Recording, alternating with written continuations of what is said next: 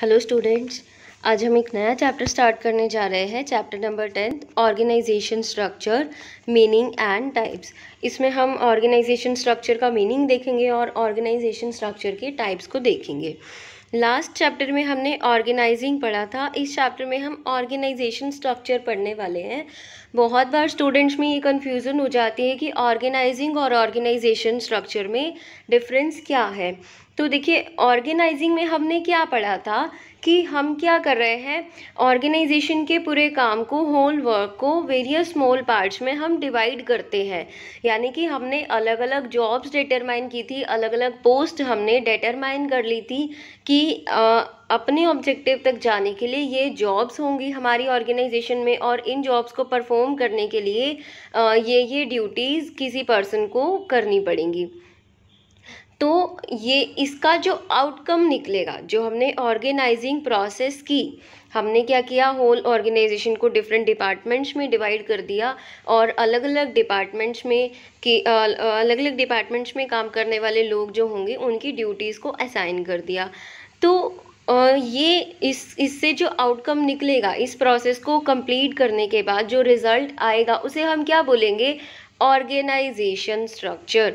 It refers to the outcome of organising process. Organisation structure क्या है कि organising process का जो आउटकम है, जो रिजल्ट निकला है, यानी कि सब डिपार्टमेंट्स अब बन गए हैं, सब पोस्ट पर जो लोग काम कर रहे हैं उनको अपनी ड्यूटीज़ का, रिस्पॉन्सिबिलिटीज़ का पता है, तो इसे हम क्या नाम देते हैं, organisation structure. Organisation structure refers to a specific pattern of relationship which is created during organising process. क्या है, ये एक स्पेसिफिक पैटर्न्स है जो कि हमें क्या बताएगा, मतलब जो एम्प्लॉयज़ हैं उन्हें क्या बताएगा, रिलेशनशिप बताएगा कि उन्हें क्या काम करना है और कौन उनका सुपीरियर है, कौन उनका सबऑर्डिनेट है। तो ये सब जो हमने ऑर्गेनाइजिंग प्रोसेस में किया, ये क्या है, ऑर्गेनाइजेशन स्ट्रक्चर ही तो है। इससे जो निकल करके आएगा, जो हमने डिपार्टमेंट्स बना दी, ये इसे हम ऑर्गेनाइजेशन स्ट्रक्चर बोलते हैं। Another important question in respect is whether the pattern और फॉर्म और design of organisation structure can be similar in all the organisation. अब देखो, इन्होंने एक और बात बोली कि जो ऑर्गेनाइजेशन स्ट्रक्चर है, क्या वो सेम होगा, सिमिलर होगा हर एक ऑर्गेनाइजेशन में। जी नहीं, ये ज़रूरी नहीं है कि हर एक ऑर्गेनाइजेशन में जो ऑर्गेनाइजेशन स्ट्रक्चर है वो सेम हो या सिमिलर हो। हर एक ऑर्गेनाइजेशन में अपना अपना अलग ऑर्गेनाइजेशन स्ट्रक्चर हो सकता है। The answer will be in negative. Answer क्या होगा हमारा, नेगेटिव, यानी कि नहीं में होगा। Because the nature of work and its size are different in respect of each enterprise. कि हर एंटरप्राइज में, हर ऑर्गेनाइजेशन में काम अलग अलग होता है, हर ऑर्गेनाइजेशन का साइज़ अलग अलग होता है। तो इसलिए जो हमारा ऑर्गेनाइजेशन स्ट्रक्चर होगा ऑर्गेनाइजेशन में, वो भी क्या होगा, अलग अलग होगा। किसके अकॉर्डिंग होगा, ऑर्गेनाइजेशन के साइज और ऑर्गेनाइजेशन के फीचर्स के अकॉर्डिंग होगा। तो in conclusion it can be said that organisational structure does not have any standardise design which may be adopted by all the enterprises. तो इन्होंने बोला कोई एक स्टैंडर्डाइज डिज़ाइन नहीं है, मतलब ऑर्गेनाइजेशन स्ट्रक्चर कोई यानी कि एक पर्टिकुलर नहीं है जो हर एक ऑर्गेनाइजेशन में सेम हो। It can have many forms और designs and a detailed description of all this will be given ahead in this chapter. तो उन्होंने बोला ऑर्गेनाइजेशन स्ट्रक्चर के काफ़ी सारे फॉर्म्स हो सकते हैं, फॉर्म्स मतलब टाइप्स हो सकते हैं, प्रकार हो सकते हैं, और इन्हीं ऑर्गेनाइजेशन स्ट्रक्चर के टाइप्स की जो डेफिनेशन है या फिर जो डिस्क्रिप्शन है वो हमें इस चैप्टर में बताया है। Definition of organization structure. Organization structures are patterns. Organization structure क्या है, एक तरह का पैटर्न है जो कि क्या बता रहा है, हमारी ऑर्गेनाइजेशन में जो वेरियस पोजीशंस हैं, वेरियस जॉब्स हैं, वेरियस डिपार्टमेंट्स हैं, उनमें रिलेशनशिप्स डिफाइन करता है। And among the various people occupying the position, और जो लोग अलग अलग पोजीशंस पर काम कर रहे हैं, उन पीपल में यानी कि उन लोगों में आपस में क्या बताएगा, रिलेशनशिप बताएगा। यानी कि देखिए, इन्होंने दो चीज़ें बताई। ऑर्गेनाइजेशन स्ट्रक्चर क्या है, एक पैटर्न है जो कि अलग अलग डिपार्टमेंट्स जो हमने बनाए हैं, उन डिपार्टमेंट्स में रिलेशनशिप डिफाइन करेगा, और अलग अलग डिपार्टमेंट में जो अलग अलग एम्प्लॉयज़ काम कर रहे हैं उनमें आपस में रिलेशनशिप को डिफाइन करेगा। Next is design, forms, types of organisation structure. की हमें बताया है ऑर्गेनाइजेशन के ऑर्गेनाइजेशन स्ट्रक्चर के टाइप्स क्या है या फिर फॉर्म्स कह लें या फिर डिज़ाइन कह लें, एक ही बात है। तो यहाँ पर हमें बेसिकली 4 टाइप्स के ऑर्गेनाइजेशन स्ट्रक्चर बताए हैं। पहला बताया है functional organisation, second divisional organisation, third line organisation and fourth line and staff organisation. तो हमें यहाँ पर 4 तरह के ऑर्गेनाइजेशन स्ट्रक्चर बताए हैं कि फंक्शनल ऑर्गेनाइजेशन स्ट्रक्चर हो सकता है, डिविजनल ऑर्गेनाइजेशन स्ट्रक्चर हो सकता है, line organisational structure and line and staff organisational structure हो सकता है। तो हमारे सिलेबस के अकॉर्डिंग हम सिर्फ फंक्शनल ऑर्गेनाइजेशन स्ट्रक्चर और डिविजनल ऑर्गेनाइजेशन स्ट्रक्चर को पढ़ेंगे। Line organisation and line and staff organisation यानी कि जो 3rd एंड 4th पॉइंट है वो आपके सिलेबस में नहीं है। तो हम केवल फंक्शनल ऑर्गेनाइजेशन और डिविजनल ऑर्गेनाइजेशन को पढ़ेंगे। लेकिन लाइन ऑर्गेनाइजेशन क्या होता है और लाइन एंड स्टाफ ऑर्गेनाइजेशन क्या होता है वो हम डिस्कस कर लेते हैं, ताकि आगे फ्यूचर में आप कभी पढ़ें तो आपके लिए ये नया कंसेप्ट नहीं रहे। देखिए, लाइन ऑर्गेनाइजेशन होता है कि एक लाइन में अथॉरिटीज़ मूव करें। लाइक फर्स्ट पोजीशन पर आएंगे शेयर होल्डर्स जिन्हें हम ऑनर्स बोलते हैं, सेकंड पोजीशन पर आएंगे board of directors, third position पर आएंगे हमारा एक जनरल मैनेजर। कौन आएगा? General manager. एक ही मैनेजर है जनरल मैनेजर और उसके अकॉर्डिंग अलग अलग वर्कर्स काम कर रहे हैं। तो हमने क्या देखा, ये जितनी भी अथॉरिटीज़ हैं उनमें सिर्फ एक एक पर्सन है या फिर एक ही स्टेप है। जैसे बोर्ड ऑफ डायरेक्टर्स या फिर मैनेजर को हमने एक ही मैनेजर को अपॉइंट किया, जैसे हमने जनरल मैनेजर का नाम दे दिया और वो सभी काम करेगा। तो इसे बोलते हैं लाइन ऑर्गेनाइजेशन। और लाइन एंड स्टाफ ऑर्गेनाइजेशन क्या होता है? जैसे फर्स्ट स्टेप पर आ जाएंगे हमारे शेयर होल्डर्स, सेकेंड स्टेप पर आ जाएंगे बोर्ड ऑफ डायरेक्टर्स और थर्ड स्टेप पर जनरल मैनेजर की बजाय हम अलग अलग मैनेजर्स को क्या करेंगे? अपॉइंट करेंगे, जो कि अलग अलग काम करेंगे। जैसे प्रोडक्शन के लिए हमने अलग से मैनेजर अपॉइंट किया, प्रोडक्शन मैनेजर। मार्केटिंग के लिए अलग से कोई मैनेजर अपॉइंट किया, वो मार्केटिंग मैनेजर होगा। तो अलग अलग काम के लिए हमने अलग अलग मैनेजर्स को अपॉइंट किया, तो इसे हम बोलते हैं लाइन एंड स्टाफ ऑर्गेनाइजेशन। तो अगर हम लाइन ऑर्गेनाइजेशन के बारे में बात करें तो ये वर्टिकली चलता है, और लाइन एंड स्टाफ ऑर्गेनाइजेशन के बारे में बात करें तो ये वर्टिकल के साथ साथ हॉरिजॉन्टल भी होता है। तो बाकी आप जब ग्रेजुएशन कोर्स करेंगे तो इसे डिटेल में पढ़ेंगे। अभी के लिए हम पढ़ते हैं फंक्शनल ऑर्गेनाइजेशन क्या होता है और डिविजनल ऑर्गेनाइजेशन क्या होता है। तो फर्स्ट हमें बताया है फंक्शनल ऑर्गेनाइजेशन स्ट्रक्चर।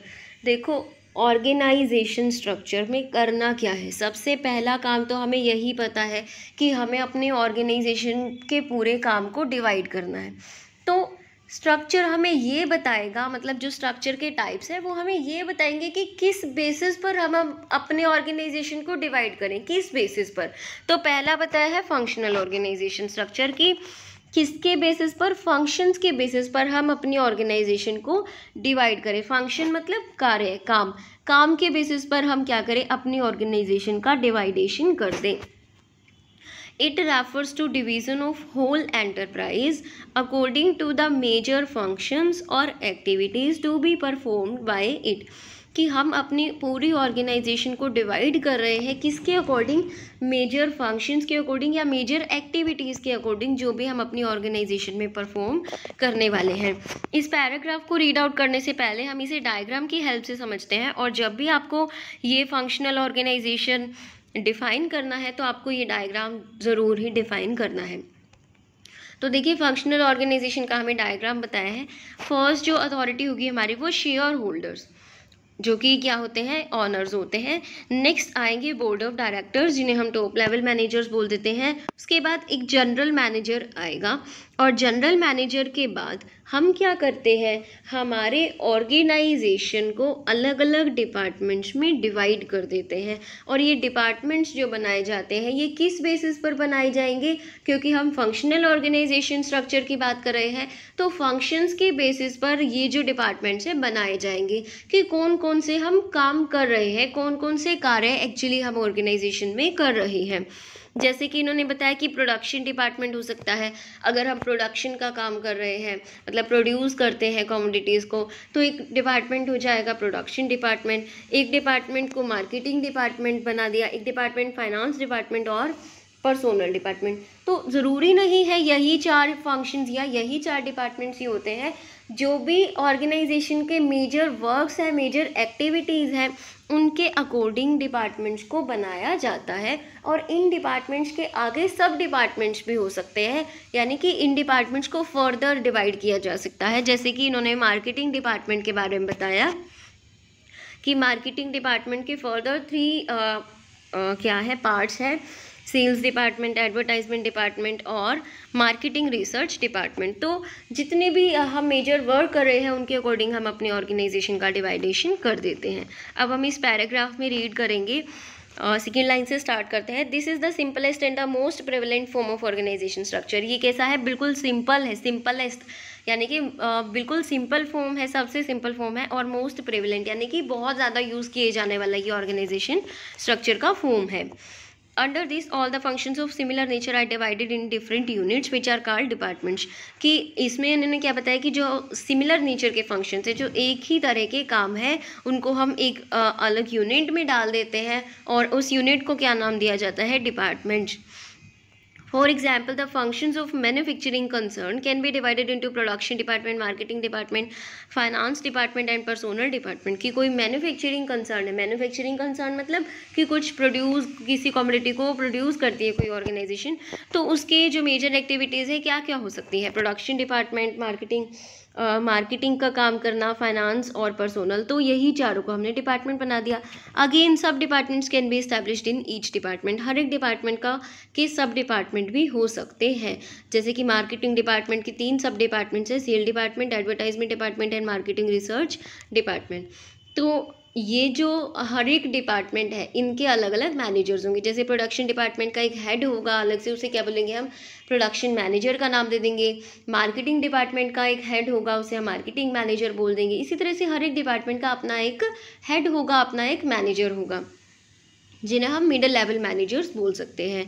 और जो सब डिपार्टमेंट्स हैं उनके भी अलग अलग हेड होंगे, यानी कि मैनेजर्स होंगे। The managers of sub departments are answerable to the head of the department and the head of the department is answerable to the general manager. देखिए हम यहाँ से डिस्कस करते हैं जो सब डिपार्टमेंट्स के हेड यानी कि देखिए सेल्स डिपार्टमेंट का जो हेड होगा यानी कि सेल्स मैनेजर, वो उसकी अकाउंटेबिलिटी या वो किसके लिए रिस्पॉन्सिबल होगा, मार्केटिंग डिपार्टमेंट का जो हेड है मार्केटिंग मैनेजर के प्रति। यानी कि सेल्स मैनेजर को काम कौन देगा, मार्केटिंग मैनेजर। तो काम पूरा करने के बाद सेल्स मैनेजर को किसे रिपोर्ट करना है, मार्केटिंग मैनेजर को। और मार्केटिंग मैनेजर को काम किससे मिलेगा, जनरल मैनेजर से। और यानी कि मार्केटिंग मैनेजर को अपना काम खत्म करने के बाद या अपना टारगेट पूरा करने के बाद किसे रिपोर्ट करना है, जनरल मैनेजर को रिपोर्ट करना है। तो इसी तरह से यही लाइन इन्होंने बोली थी कि जो सब डिपार्टमेंट्स के मैनेजर है या हेड है वो किसके लिए रिस्पॉन्सिबल होंगे, डिपार्टमेंटल हेड यानी कि जो डिपार्टमेंट का मेन डिपार्टमेंट का हेड है उसके लिए। और जो डिपार्टमेंट का हेड है वो किसके लिए रिस्पॉन्सिबल होगा, जनरल मैनेजर के लिए। या फिर सीधी सीधी भाषा में कह ले तो सेल्स डिपार्टमेंट का जो मैनेजर, सेल्स मैनेजर का सुपीरियर कौन होगा, मार्केटिंग मैनेजर। और मार्केटिंग मैनेजर का सुपीरियर कौन होगा या बॉस कौन होगा, जनरल मैनेजर। तो इस तरह से इन्होंने डिफाइन किया फंक्शनल ऑर्गेनाइजेशन स्ट्रक्चर को। फिर से एक बार पढ़ लें कि फंक्शनल ऑर्गेनाइजेशन स्ट्रक्चर क्या है, ऐसा ऑर्गेनाइजेशन स्ट्रक्चर जिसमें हम अपने ऑर्गेनाइजेशन को मेजर एक्टिविटीज़ या फिर मेजर फंक्शंस के बेसिस पर डिवाइड करते हैं।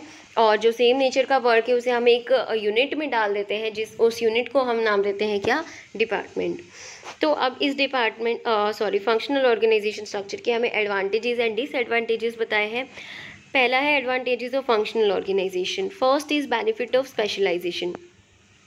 देखिए क्या होगा कि जो मैनेजर है, हर एक पर्सन जो भी किसी पर्टिकुलर डिपार्टमेंट में काम कर रहा है, whether the manager of the department और एनी अदर एम्प्लॉय, तो वो उसे एक ही काम बार बार करने दिया जाएगा, जिससे वो क्या हो जाएगा, स्पेशलाइज हो जाएगा, एक्सपर्ट हो जाएगा। तो इससे क्या होगा, हमारा काम इजीली यानी कि जल्दी हो जाएगा और हमारी कॉस्ट भी कम आएगी। The whole company is divided into many departments on the basis of major activities to be perform. कि जो हमारी कंपनी है उसको अलग अलग डिपार्टमेंट्स में डिवाइड कर दिया गया। Each department is headed by an expert manager. हर एक डिपार्टमेंट का जो हेड है वो कौन है, एक्सपर्ट मैनेजर है। This results in more and better work being accomplished in much lesser time. इससे क्या होगा कि हमें मोर एंड बेटर, ज़्यादा और अच्छा काम हमारा कंप्लीट हो जाएगा मच लेसर टाइम में, कम टाइम पीरियड में। Hence the benefit of specialisation being available. तो इससे हमें जो डिपार्टमेंट्स हमने बनाए हैं इससे हमें किसका फ़ायदा मिलेगा, स्पेशलाइजेशन का फ़ायदा मिलेगा। Next is coordination is established. देखिए कोऑर्डिनेशन बन जाएगा। All the persons working within a department are specialist of their respective jobs. कि एक डिपार्टमेंट में जो लोग काम कर रहे हैं वो अपने काम में क्या हो जाएंगे, एक्सपर्ट हो जाएंगे। तो एक डिपार्टमेंट में जो लोग काम करने वाले हैं वो एक ही तरह का काम करने वाले हैं और वो सब एक्सपर्ट्स हैं, तो उनमें इजीली क्या बन जाएगा, कोऑर्डिनेशन बन जाएगा। Managerial efficiency is increased. जो मैनेजर्स की एफिशिएंसी है वो भी क्या हो जाएगी, इंक्रीज हो जाएगी। क्यों इंक्रीज हो जाएगी, क्योंकि वो एक ही काम को बार बार करे। जैसे प्रोडक्शन मैनेजर है, बार बार एक ही काम पर फोकस कर रहा है, तो उसकी जो एफिशिएंसी है वो भी क्या हो जाएगी, बढ़ जाएगी। Minimal duplication of efforts. Minimal duplication of efforts, minimal का मतलब मिनिमाइज, कम से कम। डुप्लीकेशन का मतलब क्या होता है कि काम की दोहराई। कि देखिए जो एफर्ट्स हैं या फिर जो प्रयास किए जा रहे हैं, जो कार्य किया जा रहा है, उनकी दोहराई नहीं होगी, क्योंकि हमने हर एक काम के लिए एक डिपार्टमेंट बना दिया ताकि कोई भी काम जो है वो दोबारा से नहीं हो सके। जैसे प्रोडक्शन का काम है वो एक ही डिपार्टमेंट में हो रहा है, किसी अदर डिपार्टमेंट वालों को प्रोडक्शन के काम के लिए हेडेक लेने की ज़रूरत नहीं है। तो हर एक काम केवल एक ही बार हो रहा है, दोबारा यानी कि वेस्टफुल एक्टिविटीज़ नहीं हो रही हैं। In this type of organization, unnecessary duplication of efforts is eliminated. Unnecessary duplication of efforts यानी कि जो अननेसेसरीली काम अगर बार बार हो जाता, अगर हम डिपार्टमेंट्स नहीं बनाते तो वो चीज़ नहीं होगी, अब एलिमिनेट यानी कि हट जाएगी। For example the function of finance is only carried out by the finance department. कि जो फाइनेंस का काम है वो केवल फाइनेंस डिपार्टमेंट के द्वारा किया जाएगा। There is no need to establish 2 और मोर डिपार्टमेंट्स। 2 या उससे ज़्यादा डिपार्टमेंट्स बनाने की ज़रूरत नहीं है। It makes possible to utilise the human and other resources effectively. इससे जो हमारे ह्यूमन रिसोर्सेज हैं और जो अदर रिसोर्सेज हैं उनको इफेक्टिवली यूज़ किया जा सकता है। Training is facilitated. It facilitates the training of personnel as the focus is only on a limited range of skills. कि देखो इस जो फंक्शनल ऑर्गेनाइजेशन स्ट्रक्चर है जहाँ पर हम एक पर्सन से एक ही काम करा रहे हैं, तो जब हम उन्हें ट्रेनिंग देंगे तो वो जो पर्सन काम कर रहे हैं उनकी जो एफिशिएंसी है वो और भी ज़्यादा बढ़ जाएगी और हम उन्हें ट्रेनिंग भी इजीली दे सकते हैं क्योंकि हम उनसे एक ही तरह का काम करा रहे हैं। For example employees of finance department are given training of financial issues. जो फाइनेंस डिपार्टमेंट के एम्प्लॉयज़ हैं उनको केवल फाइनेंशियल इश्यूज़ से रिलेटेड ही ट्रेनिंग दी जाएगी और किसी काम से रिलेटेड ट्रेनिंग नहीं दी जाएगी। तो इससे हमारा ट्रेनिंग का कॉस्ट बचेगा, प्लस जो एम्प्लॉयज़ उनकी एफिशिएंसी भी ज़्यादा बढ़ेगी।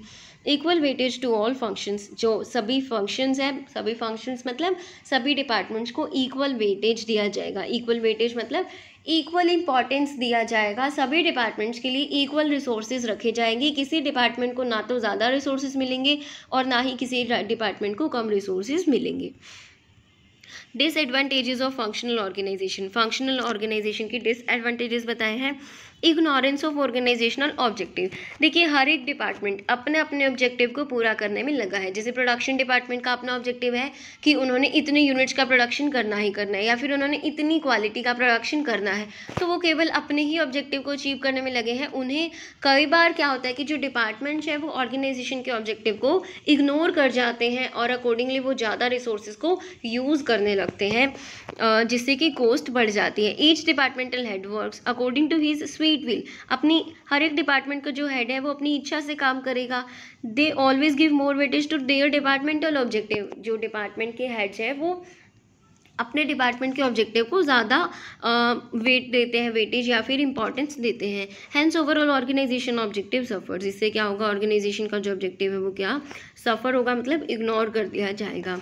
Next is difficulty in inter departmental coordination. Inter departmental coordination, अलग अलग जो डिपार्टमेंट्स हैं उनमें कोऑर्डिनेशन बनाना डिफ़िकल्ट हो जाएगा। जैसे प्रोडक्शन डिपार्टमेंट और मार्केटिंग डिपार्टमेंट में कोऑर्डिनेशन बनाना मुश्किल है, प्रोडक्शन डिपार्टमेंट और फाइनेंस डिपार्टमेंट में कोऑर्डिनेशन बनाना मुश्किल है। तो अलग अलग डिपार्टमेंट्स में आपस में भी तो कोऑर्डिनेशन होना चाहिए ना, तभी तो ऑर्गेनाइजेशन का ऑब्जेक्टिव अचीव हो पाएगा। लेकिन अलग अलग डिपार्टमेंट्स में कोऑर्डिनेशन बनाना क्या हो जाता है, बहुत ही डिफ़िकल्ट हो जाता है। All departmental heads may work as per their own wish. No doubt this facilitates coordination within department, but it makes interdepartmental coordination difficult. तो देखो इन्होंने बोला कि हर एक डिपार्टमेंट का जो हेड है वो अपनी इच्छा से काम करता है. इससे क्या होगा, उनके अपने डिपार्टमेंट के अंदर तो कोऑर्डिनेशन बन जाएगा, लेकिन दूसरे डिपार्टमेंट्स के साथ कोऑर्डिनेशन बनाना उनके लिए क्या हो जाएगा, डिफ़िकल्ट, यानी कि मुश्किल हो जाएगा. Next is conflict of interest. देखिए इंटरेस्ट यानी कि हर एक डिपार्टमेंटल हेड क्या चाहता है, वो केवल अपने फेवर चाहता है कि बस मुझे रिसोर्सेज अच्छे से मिल जाए, मेरा काम अच्छे से हो जाए, बस मेरी वाहवाही हो जाए, बाकी डिपार्टमेंट वालों की तो बाद में देखी जाएगी, ऑर्गेनाइजेशन के ऑब्जेक्टिव्स की तो बाद में देखी जाएगी. तो इससे क्या होता है कि जो हमारे रिसोर्सेज हैं वो कहीं ना कहीं वेस्ट होने लगते हैं, या किसी एक डिपार्टमेंट की तरफ ज़्यादा रिसोर्सेज चले जाते हैं. Every departmental head wants to become a functional empire. To satisfy their ego, each demands maximum resources for their department. हर एक डिपार्टमेंट का हेड क्या चाहता है कि उसका काम सबसे अच्छा होना चाहिए, ताकि टॉप लेवल मैनेजर्स की नज़र में उसकी डिपार्टमेंट की जो इमेज है वो अच्छी हो जाए. और इसके लिए हर एक डिपार्टमेंट का जो हेड है वो मैक्सिमम रिसोर्सेज, ज़्यादा से ज़्यादा रिसोर्सेज को यूज़ करना चाहते हैं, जिससे क्या होता है कि जो अलग अलग डिपार्टमेंट के मैनेजर्स हैं उनमें आपस में कन्फ्लिक्ट्स यानी कि झगड़े हो सकते हैं. Hurdle in complete development. Hurdle मतलब रुकावट. तो जो मैनेजर्स हैं उनकी कंप्लीट डेवलपमेंट में हर्डल क्रिएट होती है, यानी कि रुकावट आती है. कैसे? अब जो प्रोडक्शन मैनेजर है वो केवल प्रोडक्शन का काम जानता है और कोई काम ऑर्गेनाइजेशन में नहीं जानता है, तो उसकी कंप्लीट डेवलपमेंट नहीं हो पाएगी, वो केवल एक ही काम तक सीमित होकर रह जाएगा. This system is a hurdle in the way of complete development of the employee. Each employee specialise only in a small part of the whole job. कि एक जो एम्प्लॉय है वो केवल एक काम के केवल एक पार्ट में ही एक्सपर्ट हो पाएगा, बाकी जो काम होते हैं ऑर्गेनाइजेशन में उसकी उसे नॉलेज तक नहीं होती, पता तक नहीं होता, तो उसकी कंप्लीट डेवलपमेंट नहीं हो पाएगी. नेक्स्ट पता है सुटेबिलिटी ऑफ फंक्शनल ऑर्गेनाइजेशन. किन किन केसेस में, किन किन कंडीशंस में हम फंक्शनल ऑर्गेनाइजेशन स्ट्रक्चर को फॉलो करते हैं. First one is where the size of business unit is large. जब बिजनेस यूनिट का साइज लार्ज हो, बड़ा हो, तब हम इस ऑर्गेनाइजेशन स्ट्रक्चर को फॉलो करते हैं. Where the specialisation is required. जहाँ पर स्पेशलाइजेशन की ज़रूरत हो, जहाँ पर हमें चाहिए कि इस काम को करने वाला पर्सन स्पेशलाइज होना चाहिए. Where decentralisation of authority is needed. जहाँ पर अथॉरिटी का डिसेंट्रलाइजेशन करना ज़रूरी है. अथॉरिटी का डिसेंट्रलाइजेशन करना मतलब अथॉरिटी को दे देना ज़रूरी है. एक पर्सन एक सारा काम ना कर सके, जहाँ पर अलग अलग लोगों में काम बांटना पड़े, तो काम बांटना पड़ेगा तो अथॉरिटी भी देनी पड़ेगी. तो वहाँ पर हम इस ऑर्गेनाइजेशन स्ट्रक्चर को यूज़ करते हैं. Where there is only one product that is sold. जहाँ पर जिस ऑर्गेनाइजेशन में केवल एक ही प्रोडक्ट को बेचा जाता है, उस ऑर्गेनाइजेशन में इस स्ट्रक्चर को यूज़ किया जाता है या फॉलो किया जाता है. नेक्स्ट जो है हमारा टाइप डिविजनल ऑर्गेनाइजेशन स्ट्रक्चर, ये हम नेक्स्ट वीडियो लेक्चर में डिस्कस करेंगे. तब तक के लिए आपको फंक्शनल ऑर्गेनाइजेशन स्ट्रक्चर को अच्छे से रीड आउट करना है, तो बने रहिए हमारे चैनल के साथ, स्टडी करते रहिए. Thank you.